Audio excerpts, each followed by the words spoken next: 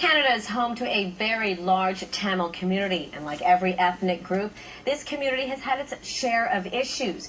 Join me to discuss some of them is the new Sri Lankan Consul General Bandula Jayasekera and David Poopalapillai from the Canadian Tamil Congress. Welcome, gentlemen. Welcome, Anji. Thank you for having me. Thank you, Anji. Bandula, I'm going to start with you first. You've just come into this position. So first of all, give me your impressions of the Tamil community here in Canada. No, I would say, I wouldn't say Tamil community. I would say I'm the Consul General for Sri Lanka here because be it Sinhalese, Tamils or Muslims, I represent Sri Lanka. And so everybody matters to me. So I represent all Sri Lankans here.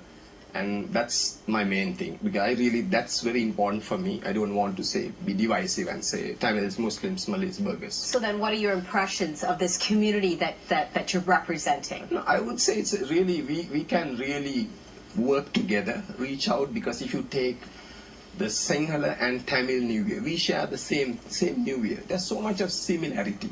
The cultures, how we respect the parents, how we've been brought up, there's so much.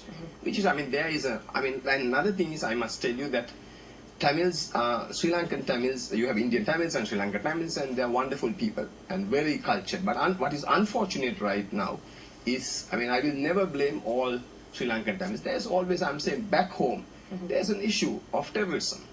So, and then some of these terrorists, who even killed LTTE, which killed Rajiv Gandhi, are basically supported by some misguided Sri Lankan, I would say, LTTE supporters. I wouldn't even call them Tamils, I'm sorry to say.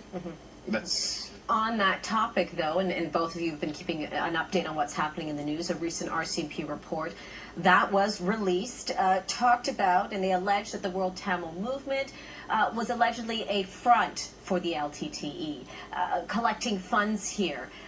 David, why don't you touch on this issue first? Angie, what I would like to say here, it's just an investigation, it's just a finding. It's collection of evidence, some writing from the RCMP officials. So it has to be tested in the court. So what I would caution you, no one should jump the gun, come to a conclusion until it's proven in the court. So it's matters before the courts. So let the court decide it. So, but is there a concern? Are there alleged funds that are being collected here in Canada? That's Anything what the report that you know? says. The probing says, but RCMP had done several investigations past in Canada. Not everything was proven in court.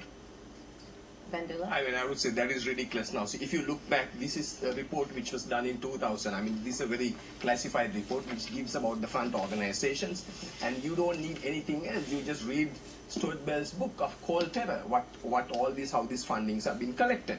And if my good friend David is challenging the RCMP being in Canada, it's very tragic because the Harper government banned the LTTE as a terrorist organization after 2 years. It's very clear.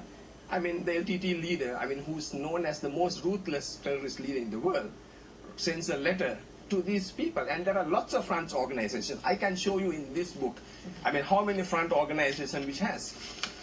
So many to collect funds. And, most of the thing, it's very, very sad and I would say tragic that the RCMP, Canada is a very democratic country.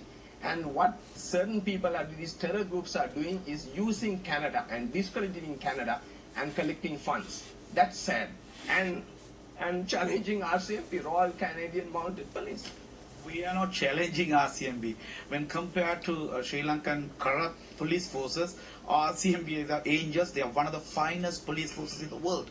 And on top of that, Canadian judiciary system is one of the best in the world. What we are saying, so far, no one has been sentenced. How many reports he is showing? But what I'm asking my good friend Bandula, how many Tamils have been sentenced in the court due to this fundraising? So far, none.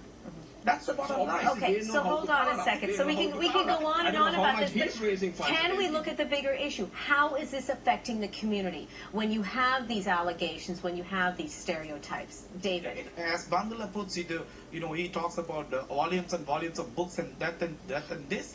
It's hurting us. What we say, wait until the verdict comes. We love our judiciary system. Unlike Sri Lanka, our corrupt judiciary system in Sri Lanka, Canada is the finest in the world. So we will wait for the court to decide.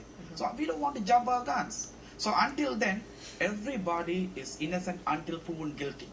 That's the standard saying all around the world. I think Mr. Bandula Jayasekera should respect that. So if we take a look at all of this, can we ask the question, or perhaps is there an influence, an LTT influence in foreign countries like Canada? Very much. Now see, I would say my friend David must be very scared because LTT kills. I have this list which says, now take example. In here, in this, I have had, after I took over as the Consul General, I have had one innocent Tamils telling me, Sri Lankan Tamils, saying how they are harassed. Now, they have been brainwashing, they have been harassed. I went to a British school back home, and most of my classmates were Sri Lankan Tamils. Some of them, they pretend to be Indians. They can't say Sri Lankan. And I'll tell you, there are lots of front organizations. I don't know how much money you have collected for the LTT, my good friend. But I'm saying, all these, and they would always lie. Now see, they would always lie. Feel free to jump in. He's just pointed the finger at you. But I would love to tell Mr. Jayasekera, he's talking on assumptions. I have not collected any funds for LTT. I disagree. They would always deny it. That's the deny. WTM denied what, and they got caught. What after years? Okay, let David talk. What we say, LTT is hugely popular all around the world among Tamil diaspora. What means people look at is popular? Okay, let David talk. Why LTT is popular? Because people look at LTTE, Tamils look at LTTE, they see them as saviors for the Tamils in Sri Lanka. They feel that they are being saved, Tamil brothers and sisters in Sri Lanka are being saved by LTTE from the atrocities from the Sri Lankan government forces. And I need to interrupt in this because you have for last 60 years. Yes. And ethnic cleansing is going on. Recently, Toronto star, a well-respected columnist, Harun Siddiqui, went to Colombo. A foreign diplomat, Western diplomat, told him, he's quoting on the paper, you can go and check it. The Western diplomat says, ethnic cleansing against Tamils going on in Sri Lanka. Can you deny that? Okay, so hold on. Let me switch gears a little bit. Angie, my answer to this is, yesterday a democratic Sri Lankan Tamil lady was killed by the LTT. And this is a statement issued by Tamil Democratic Congress in London. It says, for people like David to listen to, these are the types of murderers some of the diaspora Tamils elongate as heroes at their death and celebrate internationally in a disgraceful manner. We appeal to all the right-thinking people to condemn this act of treachery, work to end the culture of impunity and prevailing for those criminals. We also appeal to those LTT activities in the diaspora and front organizations like this. Okay, now I'm going to stop it right here. Let's talk about the conflict, because this is an issue that we can continue to argue, but let's talk about the conflict that's happening in Sri Lanka. Do we see any kind of a peaceful end to this bloody conflict? The ceasefire has been broken. There's been constant violence in the area. Quickly, gentlemen, I'll throw it to Bandula first, and then David will end with you. No, we have really, the ceasefire agreement was flawed, and you had, LTT has committed about 8,000 ceasefire violations, and even that's the time they killed a Sri Lankan Tamil, Lakshman Kadiragama, the foreign minister, during the ceasefire, when he was having a swim. What more you need? What they did. And then what happens is LTT always used this ceasefire to collect arms. And I have been a part of, when I was editor-in-chief of the newspaper, I've been part of the media delegation, which went to Geneva and to Oslo. And LTT always, uses this to collect arms.